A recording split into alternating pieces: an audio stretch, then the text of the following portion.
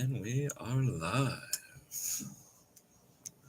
And hello, everyone. Welcome to the Daily Edge. Little news, little motivation. Keep us going for this last day of the week, of the work week. Um, hello. Thanks for joining me once again. Going strong with these. Um, let's just jump into some world news. Yeah, let's just jump right into some world news. What do you got for us today, Gemini?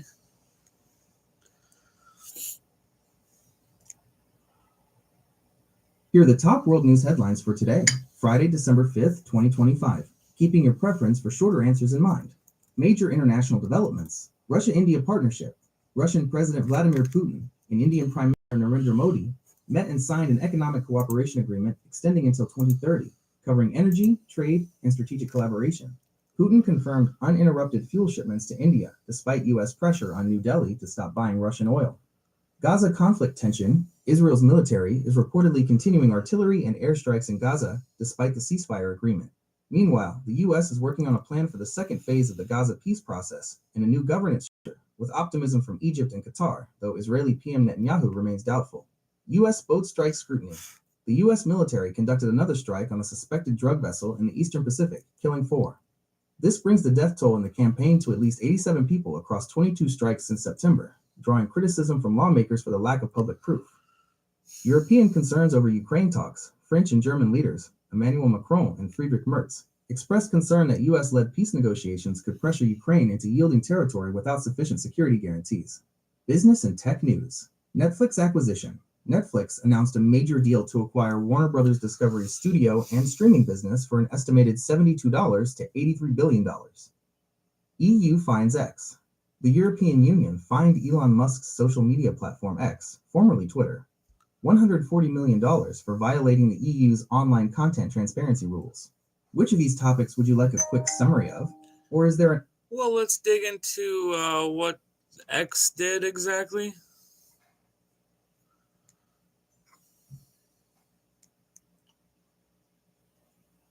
The European Union, EU, fined X €120 million, $140 million, for 3 key violations of the Digital Services Act, DSA, which is the bloc's online rulebook, requiring large platforms to take greater responsibility for their content and transparency. The violations are: 1. Deceptive blue checkmark design. The EU found the current paid blue checkmark system to be deceptive. Since anyone can pay for it without meaningful identity verification, it makes it difficult for users to judge the authenticity of accounts, exposing them to scams, impersonation, and manipulation.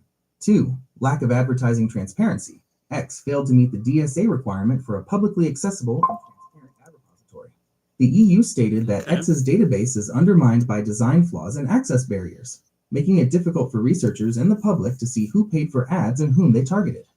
3. Blocking researcher access to data X was found to have created unnecessary barriers for independent researchers seeking access to public platform data, which is required under the DSA to help monitor systemic risks like misinformation. This is the first non-compliance fine issued under the DSA. X has deadlines, 60 to 90 days, to submit plans on how it will fix these issues. Would you like to know more about the Digital Services Act, DSA itself, or about the other ongoing investigations into X? No. Let's hear more about the boat strikes.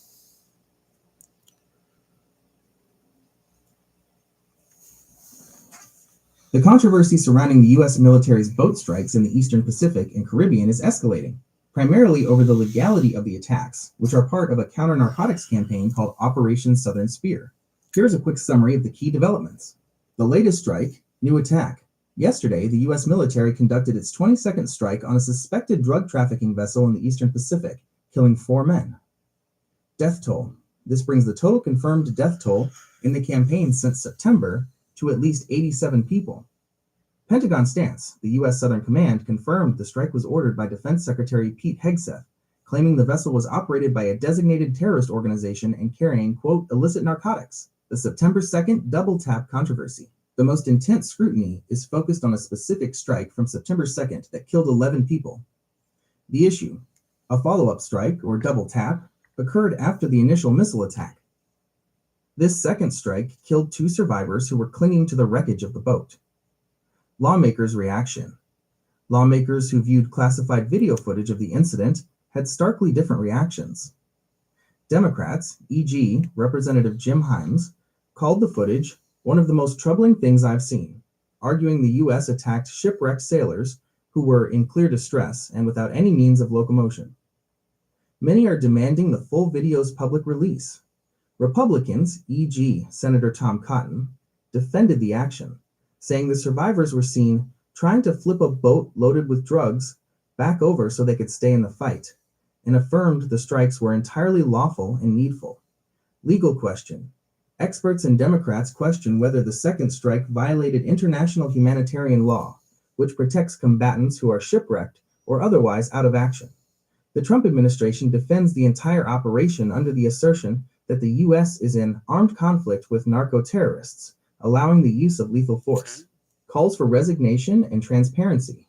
Defense Secretary Pete Hegseth is under bipartisan pressure to release the full video and is facing calls for his resignation from some Democrats amid allegations, which he denies, that he had ordered forces to kill everybody on board the vessels. The legal justification used by the administration, the Secret Office of Legal Counsel, OLC memo, has not been publicly disclosed, leading to demands for greater transparency. Would you like a more detailed look at the legal debate surrounding whether these drug cartels qualify as legitimate targets in an armed conflict? Cartels qualify as legitimate targets in an armed conflict? Well, no, because they fucking should. If they literally, if they got drugs on them and they're fucking coming to the States or wherever they're going, them drugs are going to kill people. So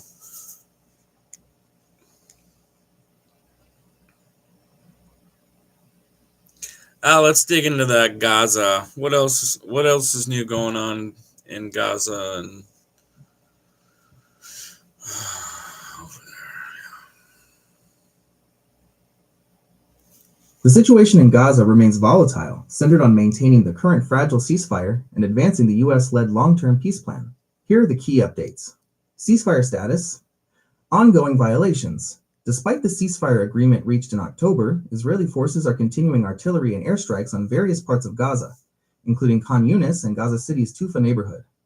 Humanitarian organizations report hundreds of Palestinian casualties since the truce began. Negotiations on captives remains. An Israeli delegation traveled to Cairo to discuss securing the return of the remains of the final Israeli captive taken on October 7th. End of Israeli-backed militia leader Yasser Abu Shabab, the leader of the Israeli-backed Popular Forces anti-Hamas militia in Rafah, was reported killed from a gunshot wound while mediating a family dispute. Post-war governance plan. Phase 2. U.S. announcement soon. The U.S. administration is aiming to announce the transition to the second phase of its Gaza peace plan in the coming weeks, potentially before Christmas. This plan, which has been endorsed by the UN Security Council, focuses on the post-Hamas governance structure. The new structure, this second phase, outlines 3 levels of governance for Gaza. 1. Board of Peace, an international oversight body led by U.S. President Donald Trump, including around a dozen Arab and Western leaders. 2. International Management Board, an executive council reportedly led by former British PM Tony Blair to supervise the transitional government. 3. Palestinian Technocratic Government, a cabinet of 12 to 15 Palestinian experts and managers, with no ties to Hamas or Fatah, to run the day-to-day administration. International Stabilization Force, ISF. The plan calls for the deployment of an ISF to secure borders, distribute aid, and facilitate the disarmament of Hamas. Key obstacle. The entire second phase hinges on 2 major conditions: Hamas consenting to disarm and hand over governing authority, and Israel agreeing to troop withdrawals as the ISF takes over.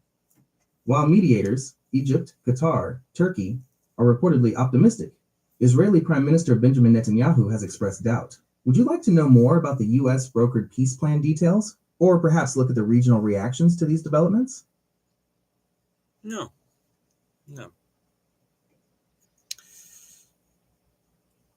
Didn't I hear something about Japan and tech?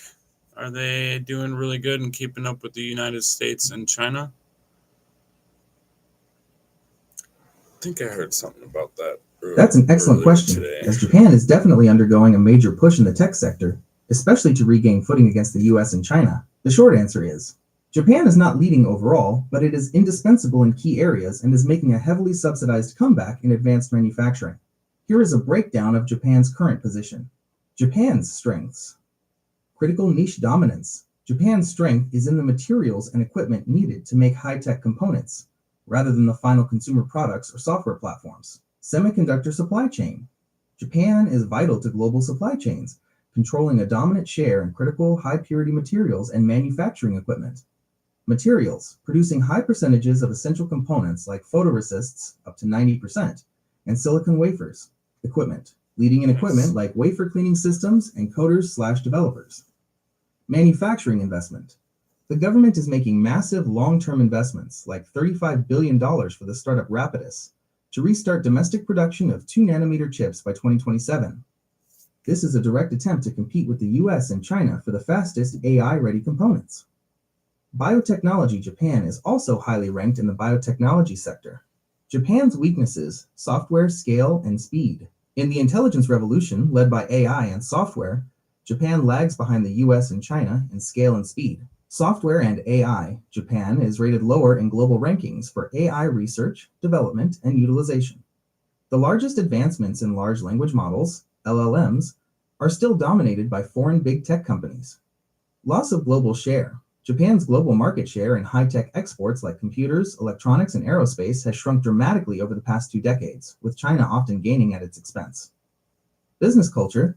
Japan's business culture is often described as cautious and risk-averse, which slows down the adoption of new technologies and makes it a difficult market for fast-moving global tech startups to penetrate. In summary, while Japan remains a technological giant and an indispensable ally, especially in the US effort to diversify supply chains, it is actively trying to narrow the gap in the fastest-growing areas like AI and advanced chip manufacturing, which are currently dominated by the US and China. Would you like to know more about the Rapidus chip project, or the specific types of materials Japan leads in? No, what do we got going on nationally today? Anything new? Looking for the new news. The new news. Here are the top US national news stories for today, keeping your preference for shorter answers in mind. Politics and policy. Supreme Court takes birthright citizenship case. The Supreme Court agreed to decide on the constitutionality of President Trump's executive order aimed at ending birthright citizenship, the guarantee of US citizenship to anyone born on American soil, for children of undocumented immigrants and some temporary foreign residents. Texas redistricting win. The Supreme Court sided with the state of Texas, approving the redrawn congressional maps, overturning a lower court ruling that had found the maps likely constituted racial gerrymandering. Workforce development overhaul. The Departments of Education, ED, and Labor, DOL, announced the successful integration of their federal workforce development portfolios to streamline programs like the Workforce Innovation and Opportunity Act, WIOA. Homeland Security extends travel ban. The head of Homeland Security confirmed plans to extend the U.S. travel ban to more than 30 countries, citing ongoing security assessments. Health and science. Newborn vaccine change. ACDC Advisory Panel, ACIP, voted to remove the long-standing recommendation that all U.S. newborns receive the hepatitis B shot at birth. The new guidance recommends that, for infants whose mothers test negative for the virus, parents should make the decision in consultation with a healthcare provider, and the series should begin no earlier than 2 months of age. This change has drawn significant criticism from major medical organizations like the American Academy of Pediatrics. Legal and military. Pipe bomb arrest. The FBI arrested a suspect tied to the pipe bomb case related to the January 6th events. Boat strike scrutiny. Scrutiny continues on the All right, let's dig into the newborn vaccine changes a little bit more. I mean, it's pretty self-explanatory what it said.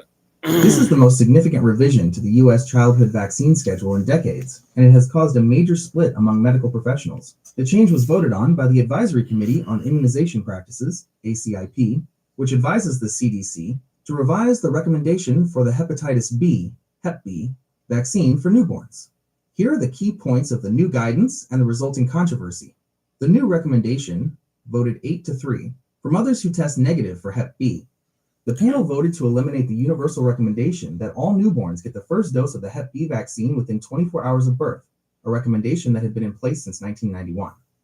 The new approach, for babies of Hep B negative mothers, the decision should now be based on individual-based decision-making in consultation with a healthcare provider regarding when or if to start the vaccine series. Delaying the shot.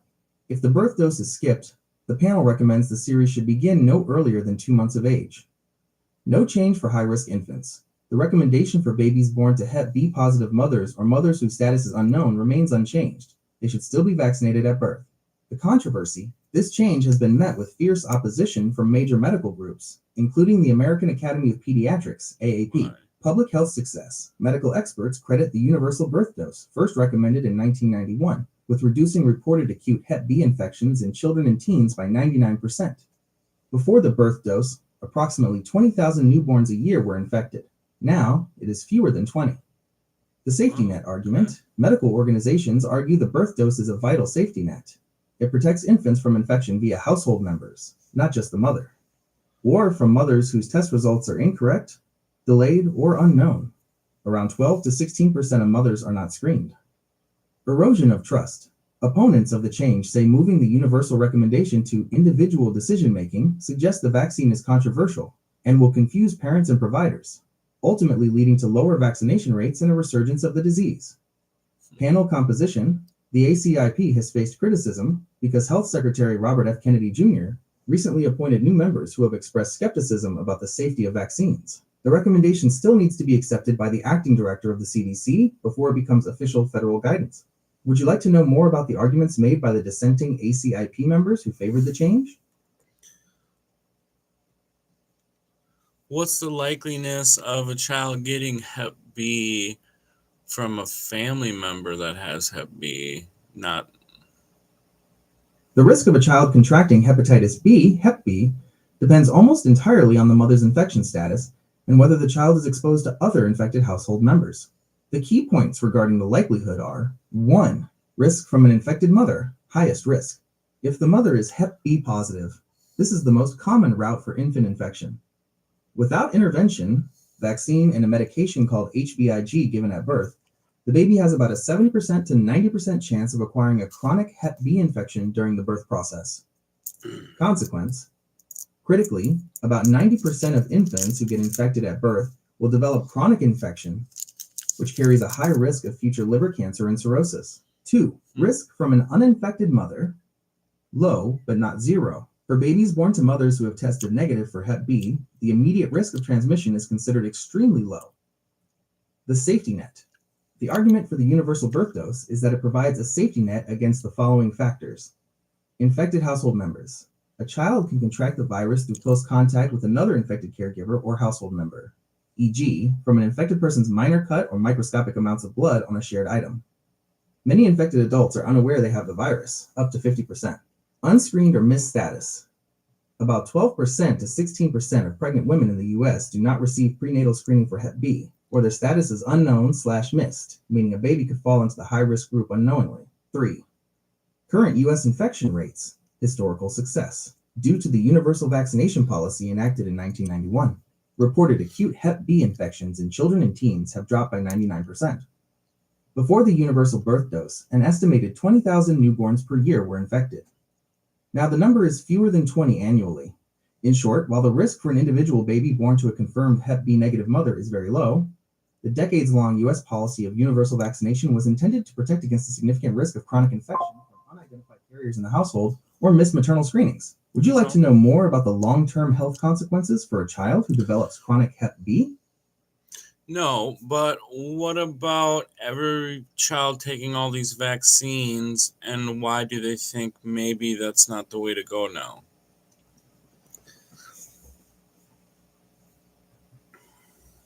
That's a timely question, as the change to the hepatitis B vaccine is part of a larger, evolving debate about the entire U.S. childhood vaccine schedule. The arguments for questioning the existing schedule, including the recent Hep B vote, come from two main areas: concerns about risk/benefit balance, and concerns over the scientific process. Here's a summary of the arguments raised by those who support changing the universal approach. 1.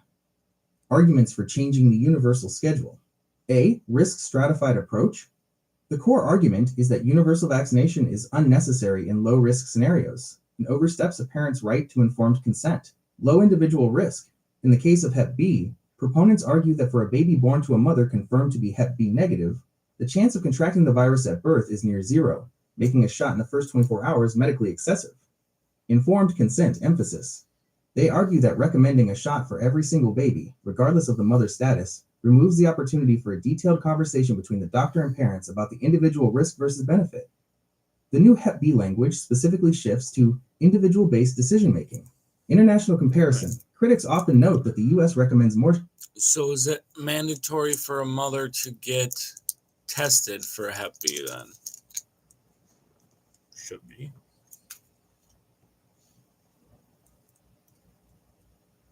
That is a crucial point regarding the safety net for the baby. In the United States, Hep B screening is a standard of care and is strongly recommended for all pregnant women, but it is not technically mandatory nationwide. Here's the breakdown. Strong recommendation. The Centers for Disease Control and Prevention, CDC, the U.S. Preventative Services Task Force, USPSTF, and major medical groups like the American College of Obstetricians and Gynecologists, ACOG, all recommend screening for Hep B surface antigen, HBs AG, during every pregnancy, preferably in the first trimester. This is done to ensure appropriate interventions, vaccine and HBIG, can be given to the baby immediately at birth if the mother tests positive, which prevents a high likelihood of chronic infection. State requirements. While it's a universal standard of care, the legal force behind it varies by state. Many states have specific laws or regulations that require healthcare providers to test all pregnant women for Hep B, as well as other diseases like syphilis and HIV, during prenatal care or at delivery. In these states, a woman must typically sign a form to decline or opt out of the test, but the test must be offered and recommended. The problem, despite the strong recommendation in state laws, it's estimated that 12% to 16% of pregnant women still do not have a documented Hep B status at the time of delivery, either because they did not receive prenatal care or their test results were missed. The CDC's universal birth dose was established precisely because of these missed screenings, and to provide a safety net for babies of unconfirmed mothers. The controversial vote to remove that universal dose now relies even more heavily on ensuring every mother is properly tested. Would you like to know which other diseases are commonly included in the mandatory/strongly recommended prenatal screening panel? No.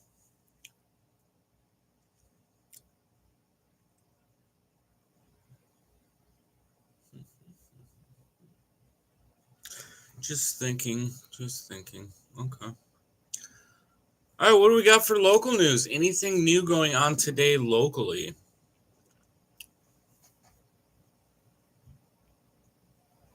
That's a shift. Hello. Let's bring it back home to Fairmont, Minnesota. Today, Friday, December 5th, 2025, the local news is dominated by a tragic incident and upcoming holiday events. Top local news, fatal house fire investigation. The ongoing investigation continues into the house fire that occurred on South Park Street earlier this week, Monday. A 43-year-old man was killed in the blaze, and 4 Fairmont police officers were treated for smoke inhalation after attempting to extinguish the flames before the fire department arrived. The investigation is being conducted by the Minnesota State Fire Marshal's Office. Council considers local option sales tax lost funds. The Fairmont City Council recently began discussions on how to use the accumulated local option sales tax lost money, as the foundation for the proposed community center project has decided not to move forward. The council has tasked staff and a law firm with compiling a list of potential projects the funds can legally be used for. Community and holiday events for today. Today is a busy night for holiday cheer downtown. Merry and Bright Night, 5 p.m. onwards. Downtown Fairmont is hosting the annual Merry and Bright Night. Highlights include Santa's reindeer. Live reindeer are scheduled to be downtown from 6 p.m. to 8 p.m. Activities. The event features a medallion hunt, basket drawings, Santa visits, carolers, and shopping. UCC Cookie Walk. The First Congregational United Church of Christ in downtown Fairmont is hosting a cookie walk, bake, and craft sale from 5 p.m. to 7 p.m. tonight. Free movie in Sherburne. The Sherburne Theater is showing a free showing of Zootopia 2 tonight at 7 p.m., sponsored by the Civic and Commerce Club. Would you like more details on the Merry and Bright event or the City Council's plans for the lost funds? No. What do you got for a 7-day forecast? I think we're supposed to get a lot of snow coming. The 7-day forecast. 7-day forecast. Cloudy with snow showers, wind gusting up to 15 mile an hour for today, high of 31. Tomorrow, high 19. Best chance for snow accumulation, 45% chance. Oh, we got Sunday at 6 degrees. Coldest Coldest day, temperatures dipping below 0. We got Monday 26, getting ready back into the work week. Partly sunny. Yeah, 26th. Then Tuesday we got 34. Wednesday we got 21, and Thursday at 14. Wrap all this up and give us some new motivation for the day. Let's see what we got. That was a fascinating trip through world, national, and local news. As we roll into the weekend, here is some motivation focused on the power of persistence and growth to carry you through the next few cold days. Friday motivation, the power of one more time. Today is your chance to finish the week strong and set yourself up for a great weekend. Remember that progress isn't about giant leaps. It's about the consistent willingness to keep moving. It does not matter how slowly you go, as long as you do not stop. Confucius, you've made it through the week, which is a testament to your endurance. The difference between success and almost success often comes down to trying just one more time. Finish strong, push through those last few tasks today, and enjoy your accomplishments. Grow through. Whether it's a cold day or a tough task, remember that the best way out is always through. Rest to recharge. Use the coming weekend and that cozy forecast to recharge so you can come back stronger. How would you like to plan out a few activities for your weekend? Maybe centered around the local holiday events or something else. Yeah, that'd be awesome. You guys should do that. It does not matter how slowly you go as long as you do not stop. That's a good one. That is a good one. Take a break, slow down, gather yourself, get back at it. Once again, subscribe, like, share. If you got any news or you want to hear what's going on in your area, drop a comment. I look at all of them. I'll look into it for you. That way you can just pop this on. Here's some world news. Here's some quick weather. And if you want to hear your area or news going on in your area, let me know. Other than that, guys, thanks for joining. Come again. Peace.